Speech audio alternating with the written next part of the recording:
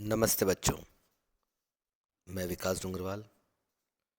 आज अपन पढ़ेंगे आर्थिक भूगोल की परिभाषा और विषय क्षेत्र। आर्थिक भूगोल क्या है? जिसमें आर्थिक प्लस भूगोल यानी अर्थ और भूगोल यानी मानव जो क्रियाएं अर्थ अर्जन करने के लिए करता है और कहाँ कहाँ करता है और किस किस से अर्थ अर्जन करता है, उन सभी क्षेत्रों उन भौगोलिक जो क्षेत्र हैं उन सभी के बारे में अध्ययन करना ही आर्थिक भूगोल है। आर्थिक भूगोल में विश्व के विभिन्न भागों की प्राकृतिक विशेषताओं का वैज्ञानिक विधि से विवेचन किया जाता है, जिसका प्रत्यक्ष प्रभाव उत्पादन पर पड़ता है। ये रॉड्स के अनुसार है।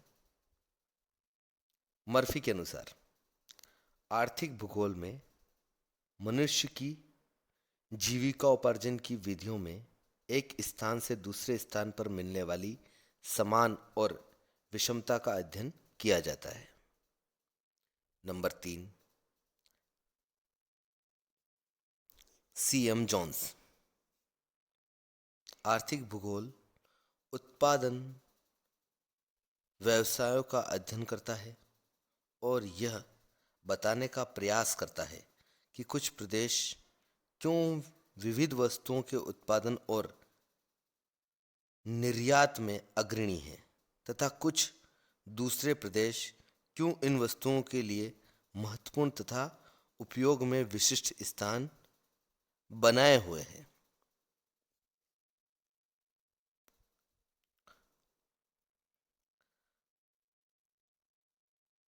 आर्थिक भूगोल पृथ्वी सतह पर संपादित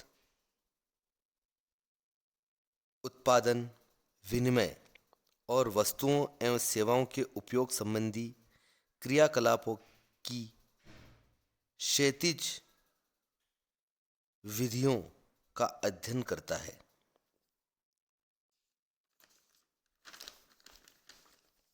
चीशॉल्म के अनुसार आर्थिक भूगोल उन सभी भौगोलिक दशाओं का अध्ययन करता है जो वस्तुओं के उत्पादन, परिवहन, विनिमय से संबंधित है, जिसका मुख्य उपयोग उस क्षेत्र के विकास के भावी स्वरूप के संबंध से उपयुक्त हो और जहाँ तक कि वे भौगोलिक दशाओं से नियंत्रित हो।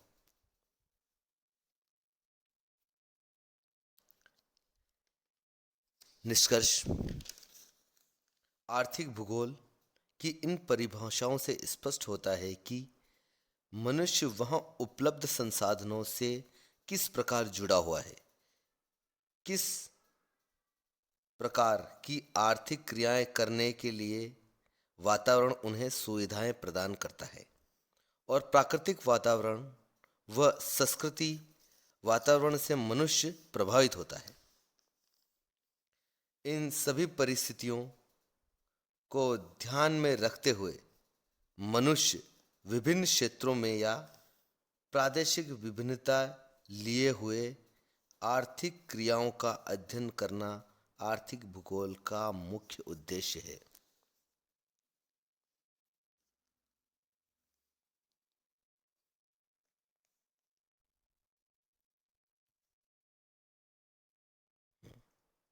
अब पढ़ेंगे स्कोप ऑफ इकोनॉमिक ज्योग्राफी, मतलब कहाँ कहाँ उसकी जो है वो स्कोप है।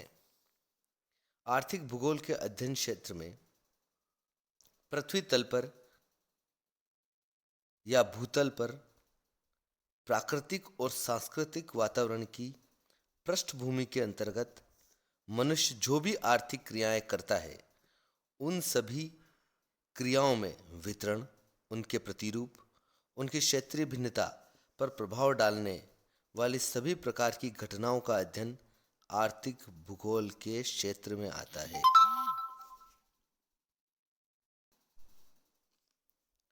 मानव की आर्थिक क्रियाएं धन के उत्पादन, विनिमय तथा उपभोग से संबंधित होती हैं।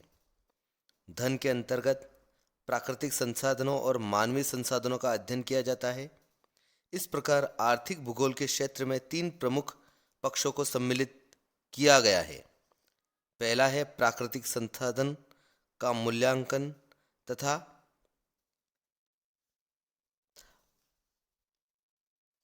मात्राकरण,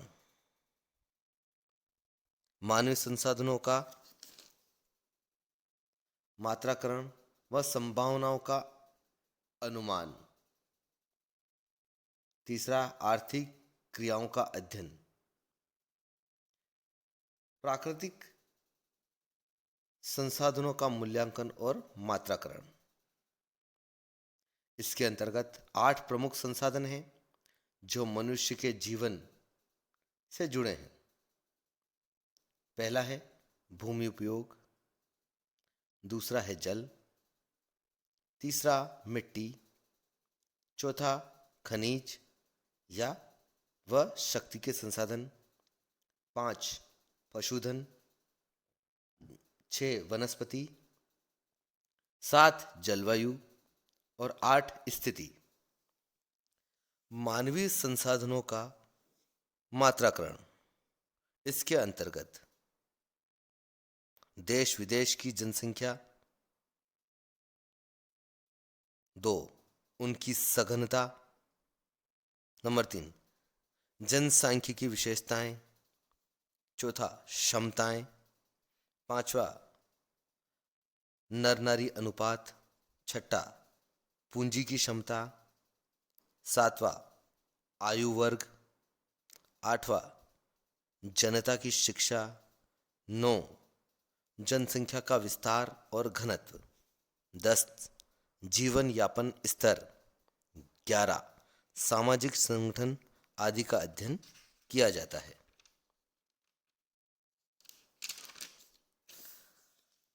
आर्थिक क्रियाओं का अध्ययन। दूसरा पॉइंट, प्राचीन काल से अभी तक मनुष्य अपने जीवन यापन के लिए किसी न किसी प्रकार की क्रियाएं करता है,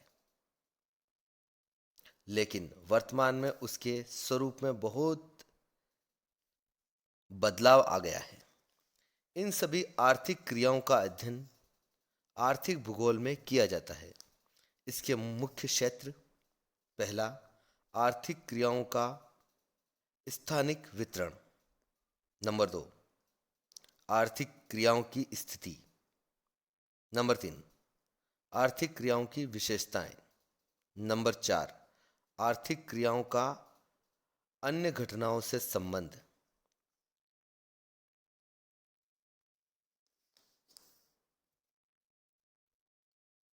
पांचवा आर्थिक क्रियाओं का वर्गीकरण। छठा आर्थिक क्रियाओं का सांस्कृतिक रूप। सातवां आर्थिक भूदृश्य। आठवां आर्थिक भूदृश्यों द्वारा आर्थिक उन्नति का प्रदर्शन। नौवां स्थानिक संगठन। 10वां प्रादेशिक आर्थिक विकास का अध्ययन। 11 आर्थिक विकास की योजना। कई विद्वानों ने आर्थिक भूगोल क्षेत्र के संबंध में अनेक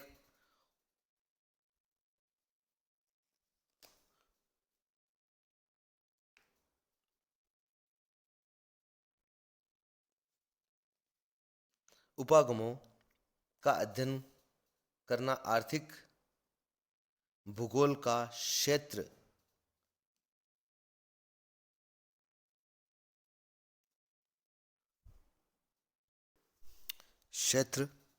बताया। क्षेत्र विस्तृत व्यापक होने के कारण कई शाखाओं का प्रादुर्भाव हुआ। ए कृषि भूगोल, बी औद्योगिक भूगोल, सी वाणिज्य भूगोल, डी परिवहन भूगोल, ई संसाधन भूगोल। एफ पर्यटन भूगोल।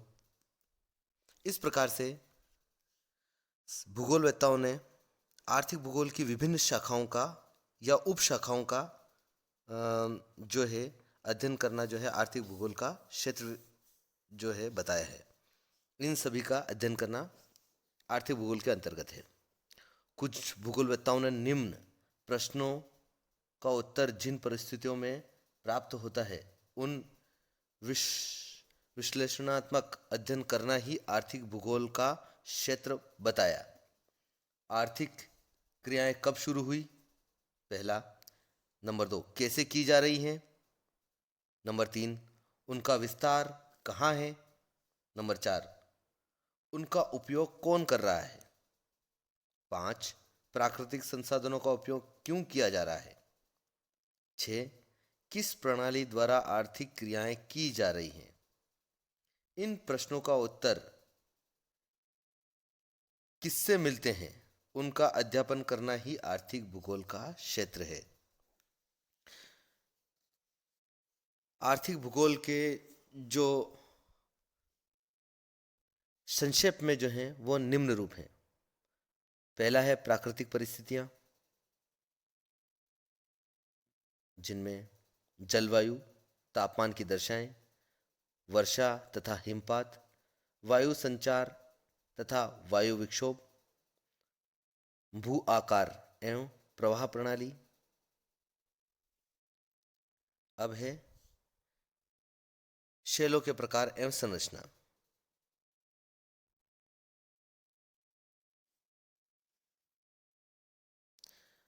भूतल के रूप, जल विकास की व्यवस्था, पृथ्वीगत साधन। सी, इसमें है पृथ्वीगत साधनों में जल, जीव जंतु, प्राकृतिक वनस्पति, मिट्टियां और खनिज पदार्थ। ये सारे जो चीजें हैं वो प्राकृतिक परिस्थितियों के अंतर्गत हैं। अब दूसरा है सांस्कृतिक परिस्थितियां। इनमें जनसंख्या, आवास एवं नगर, राजनीतिक, सामाजिक एवं वैज्ञानिक संख्याएं, आर्थिक उत्पादन संबंधी दशाएं, कृषि प्रकार एवं पद्धतियां, निर्माण व्यवसाय के रूप व प्रकार, गुणात्मक धंधों के रूप। उसके बाद है परिवहन एवं संचार विकास संबंधी तत्व। ये सारी जो चीजें हैं ये सांस्कृतिक परिस्थितियां हैं जिनके अंतर्गत जो है वो आर्थिक क्रियाएं होती हैं। अब तीसरा है आर्थिक क्रियाएं। पहला है आखेट और मत्स्य उत्पादन, दूसरा है पशुचारण एवं पशुपालन, तीसरा है कृषि, चौथा है वनोद्यान, पांचवा है खनिज, छठा है वस्तु निर्माण, सातवां है परिवहन और पांचवा है व्यापार। इस प्रकार से आप इसके आर्थिक भूगोल के रूपों को आपने समझा। आज के लिए इतना ही।